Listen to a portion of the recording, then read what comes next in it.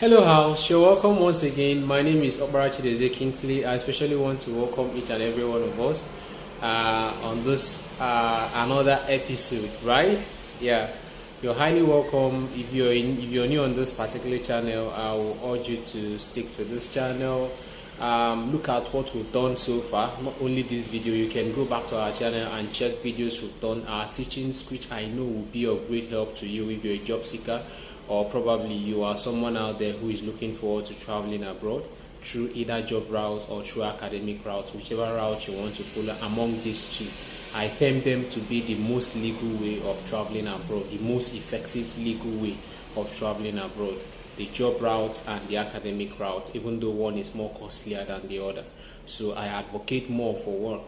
If you have HND, if you have OND, if you even have just ordinary degree certificate, ordinary SSCE, you can travel abroad with it. And I've been sharing ideas on how you can confidently and competently do that on this channel.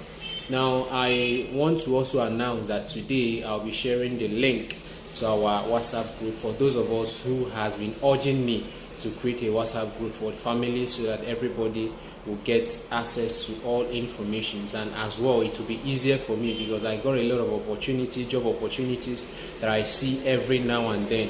I can't be rushing to YouTube to make videos on almost all the opportunities I see. It's not possible for me, and merging it with what I do, it's really very tedious. Even for me to do the little videos I'm doing, it takes a lot of time. So without wasting much of our time, I want to make this disclaimer. Please, I am not a traveling agent, right? For some of us that will come to my DM and be asking me to give them visa or possibly give them job, I am not a traveling agent, please. What I do is strictly based on trying to help people, trying to dish out information that I know that will be very needful to those who need it, right? I give out concrete information and go as low as trying to make sure everyone understands it to the minimum, or to the minimum level, right? I give out this information and try to explain it as in depth as I can in order to see that my main aim of helping people is achieved. I don't want to create a video whereby you will come in and what you expect from that video is not actually what you're getting. I don't want to create a video whereby after watching it you will see your time and data that you've consumed as a waste. Rather, you will see it as a gain. That is my main priority and that is my aim. So without wasting much of our time today, I'm going to be talking on a topic: the costly mistake job seekers make, which has actually or may actually have made them not to get their desired job, right? So these costly mistakes we normally make, they are negligible at times to you, but to job hiring, to company managers, their HRs, those who hire employees. Do you understand? These are the things they carefully look at. And one thing we don't understand is that some of those people already have a system there that screens you out with some of the issues I'll be pointing out here. Some of them, not even 80% of companies don't have that time to start reading each and every CV they get or resume they get, right? They have already set system which screens all the CVs and present the ones that a kind of are in line with what they actually need. Like if they have like 4,000 applications, they may screen it down to at least 15, right? Those 15 are those applications or CVs that have 60% or 70% of what the company is actually looking for, the keywords, right? So the company HR will now have that time to start going through those CVs and try to find out the one, and they will still screen it down to either 4 or 3. From that 4 or 3, they'll still choose the one. You see, it's a rigorous process, and before you can scale through this process, you need to have a lot of information. You need to prepare yourself. You need to do what you need to kind of make yourself ready and do everything, because you are in competition with a lot of people. You are in competition with people you don't know, that some of them have higher degree than you. The way you present yourself, the way you present your matter can even make you to go ahead of them, despite the fact that they have more qualification than you. And it's very, very possible. So without wasting time, I will start by mentioning the number one. Sorry, I always have my jotter with me so that I can effectively communicate, right? I jot all those points down, so each point I will explain to you, you understand better. So number one is your resume or CV format. You can call it your CV pattern, you can call it structure, whichever one you want to use. But all of them means the same as long as what I'm about to teach you is concerned. So what I mean here is, before you apply to a particular country, right? Every country has the accepted CV formats they use. Some of us look down on this thing, not knowing that they are very, very important. Most companies tend to screen based on this. If your CV is not in that format, they find it difficult to even go through that CV because they are already used to a particular pattern. So if you want to get ahead of others in your job search and want to make headway, please always abide by this. Canada have their own CV format. European countries have their Europass CV format. Even if you are still applying to New Zealand, Australia, they have the pattern of CV they also require. So whenever you're doing, go to Google, my dear. Please and please, guys, always make use of your phone, make use of your data. It's not always being on TikTok, a kind of all this kind of stuff. Make use of Google. Is very important to our life in this contemporary period. Whatever you don't know, instead of asking anyone, go to Google, search it out. Europass CV formats. Download some of them that you see, or read about 3, 4, 5 of them. Then use it to structure your own. Jot down the main key points and use it to structure your own. Search Canadian CV format for a welder, Canadian CV format for a chef, Canadian CV format for whatever profession you are looking at, and you are actually going to see it online. One thing you don't do, don't plagiarize, right? One thing you will do, I advise people to do, is read, commit your time to it. Read about 4 to 5 different CVs in that line of profession you want to make applications on. Read them. When you're reading them, please use your pen and paper. Be jotting down salient key points, salient keywords and skills needed in that particular field, so that when you're drafting your own, with your own experience, you add to it and then make a perfect CV for yourself. It is very easy. But some of us don't know these secrets, and we will be expecting when someone will actually do it for us, which is impossible. Many people have so many things they are doing, except you have the money. Some people charge. For me, currently, I don't charge for all those services for now, right? Because I want to commit myself to trying to see how I can help as many as I can. But you don't expect me to start drafting all for you. What you can do, what I do for you, is go and do the work. Bring it back to me to proofread it for you to see if there are any faults I can find in it with my own little knowledge. Then if there are corrections I make, I won't still make it for you. I will point them out and still ask you to go back and correct them.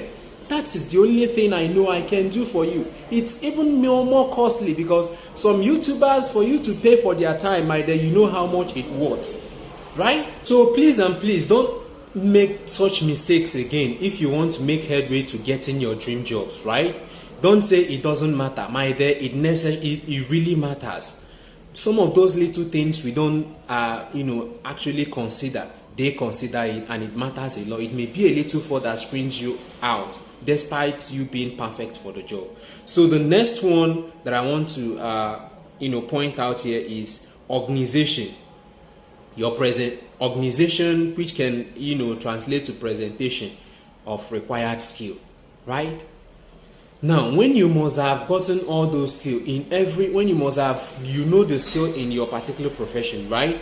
You drafted your CV. In drafting your CV, how you present them as well matters. That CV structure, that CV format, that CV, that CV pattern that you have already seen the country is needing. The way you present those of your skills, your details, your information also matters, right? Do it in a way that is generally acceptable. Look at the most profound CVs in that particular country, in that particular profession.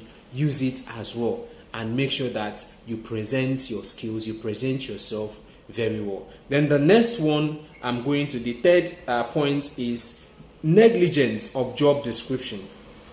Negligence of job description keywords. Now guys, this one is so important that you don't need to just overlook it, right? Most of us fail in this direction. We'll only see, for those of us that are looking for full sponsorship jobs, visa sponsorship job, once you see that tag, you don't even try to go down and read the job description very well before you apply. You just rush. You are in this field, you have the CV already, you push your application to it, and at the end of the day you get the tag, unfortunately, and you keep asking yourself, why do I keep getting this unfortunately messages or feedbacks? You are the cause. Why? Because so many things that you don't need to take for granted, you're taking them for granted.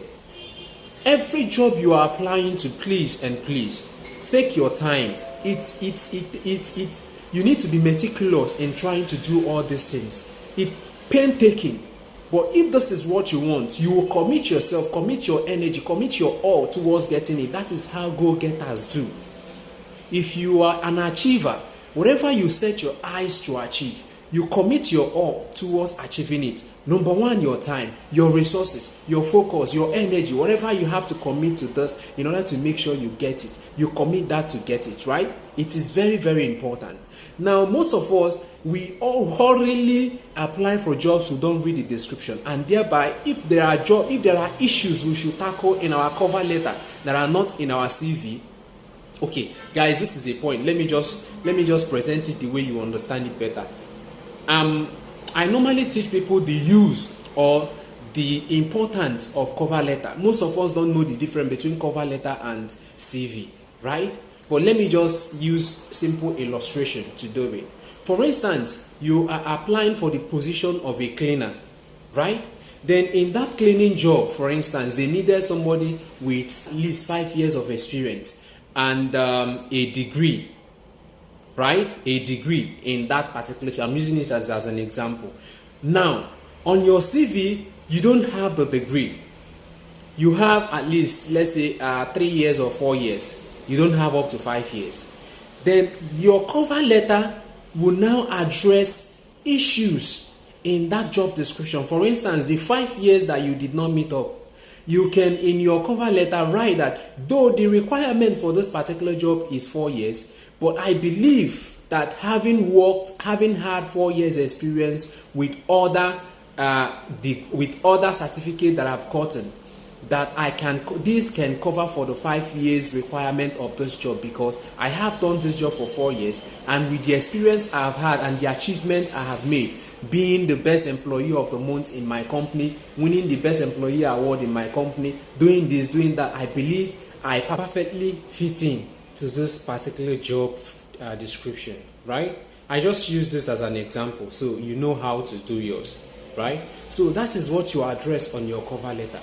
But some of us, because we don't even know the difference between cover letter and CV, and we don't take our time to still go through the job description to know what to write, even though we know the difference between these two, we keep on getting rejections, right? Which is very bad.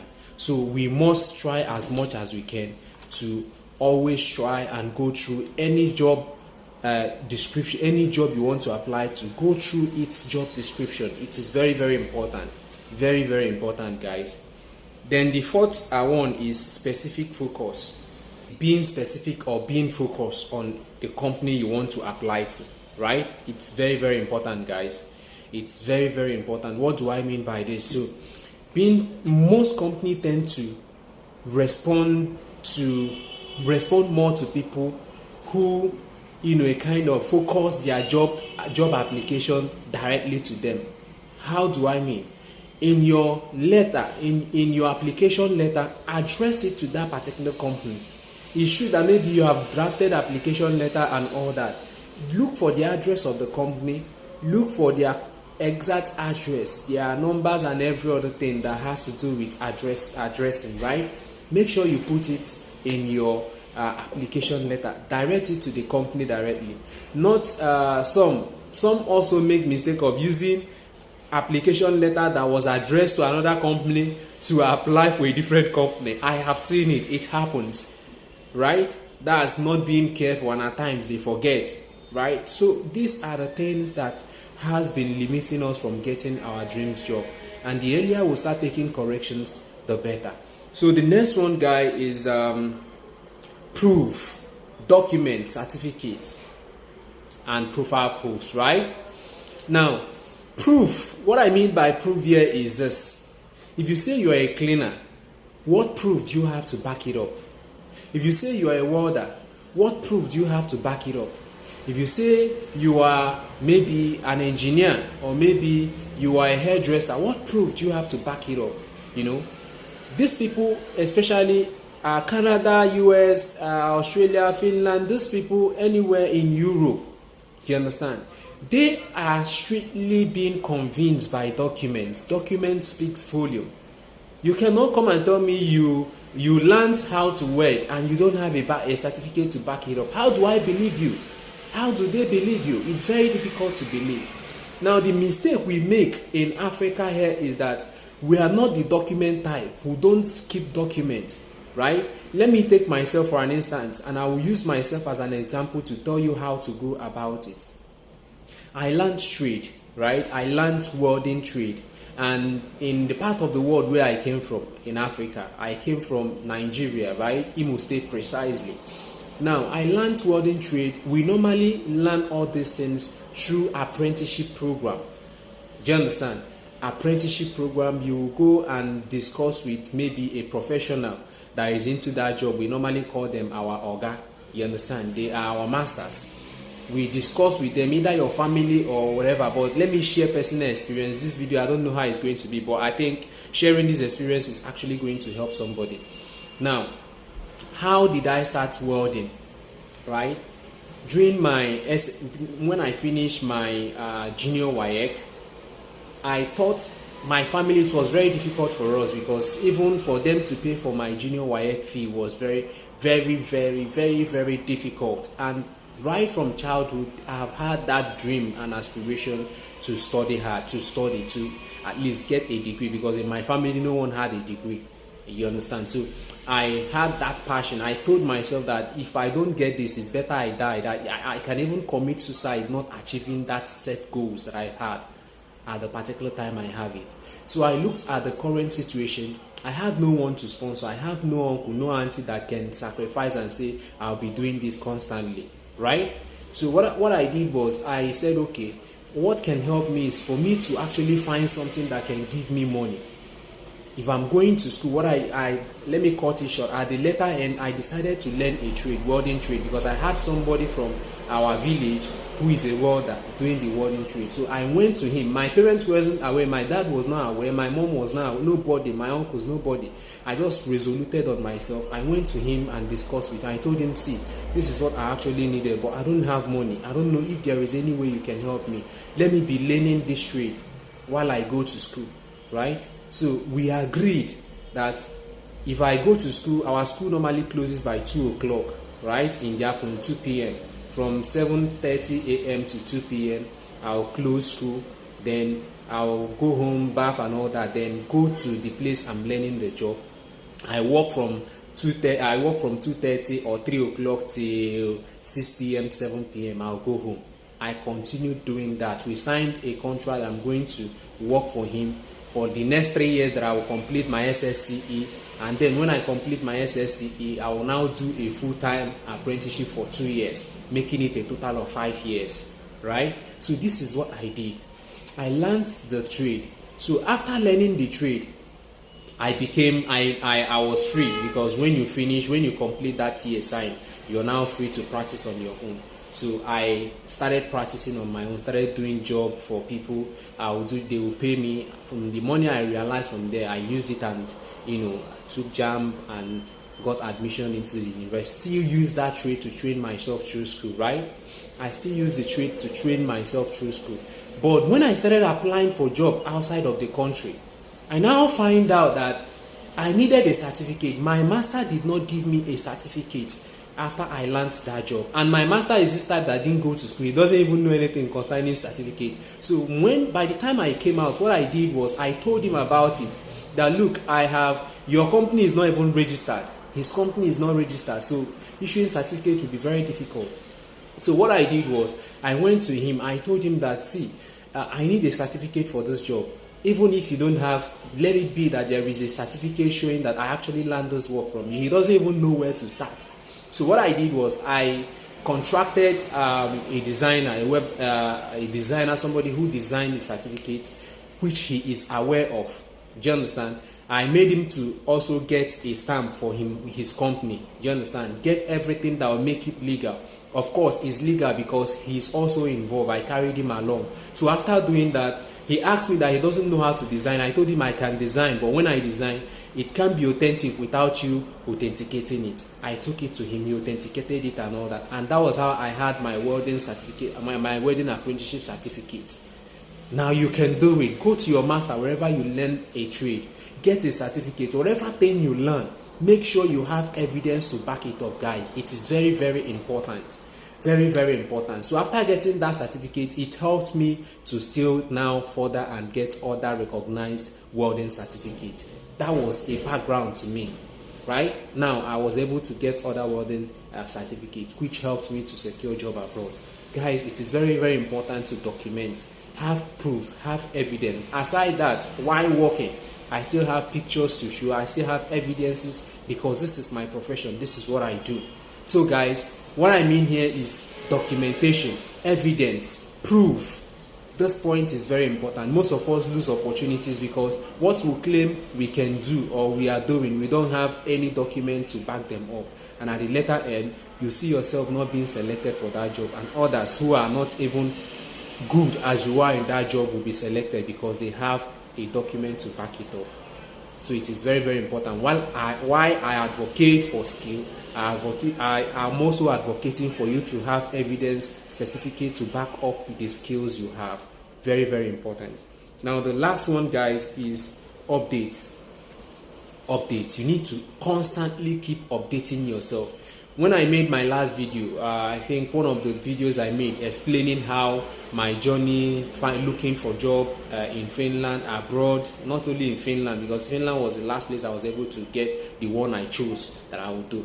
Now I told you that before I got that job, I reviewed my CV up to 80 times, right? My CV constantly, I keep updating.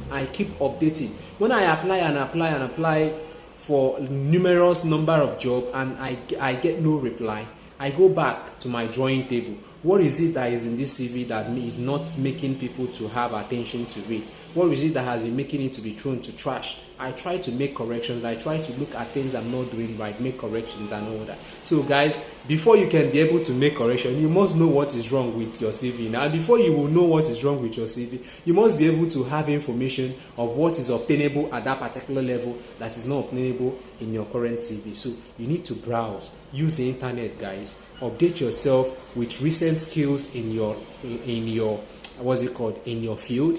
Update yourself with training as well.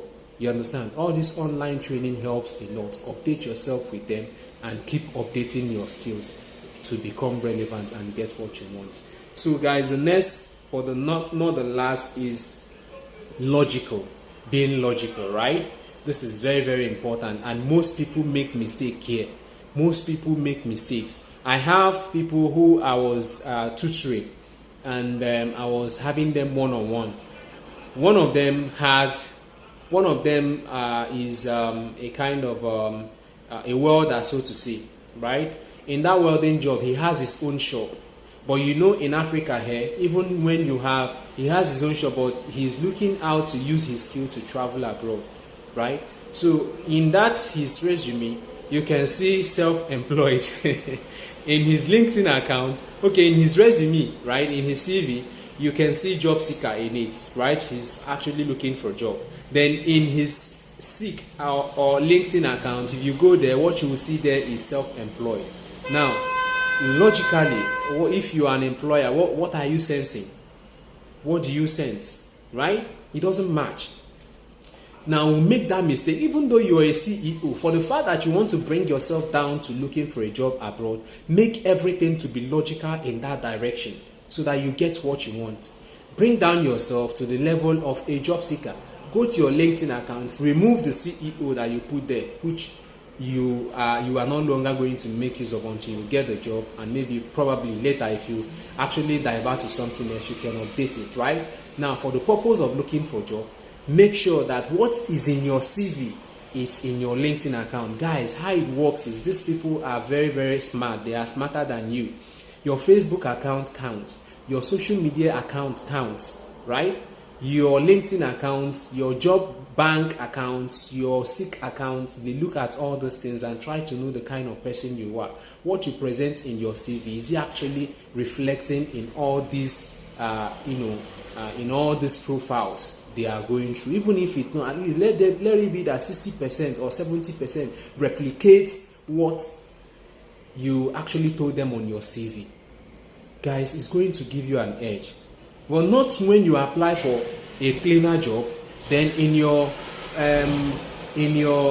LinkedIn account you are an administrator, right? You are applying for a carpentry job. In your LinkedIn account, you are a chemical engineer, or probably you are an economist.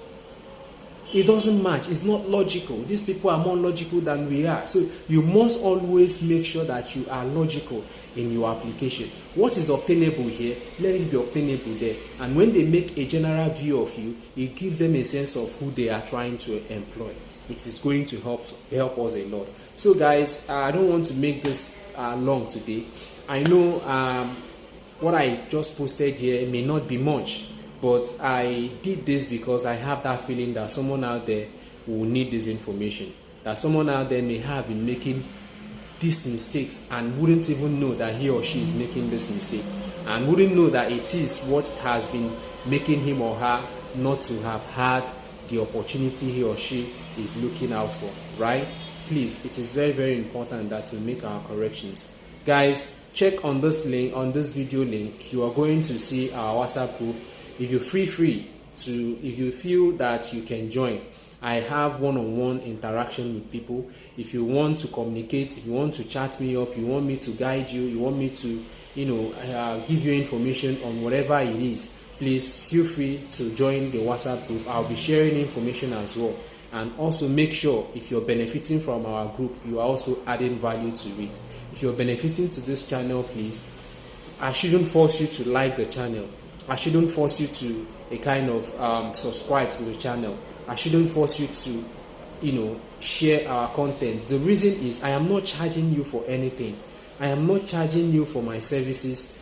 I have this free mind that I just want to help people, whosoever it is, wherever you're coming from, as long as you need my help and you actually reached out to me.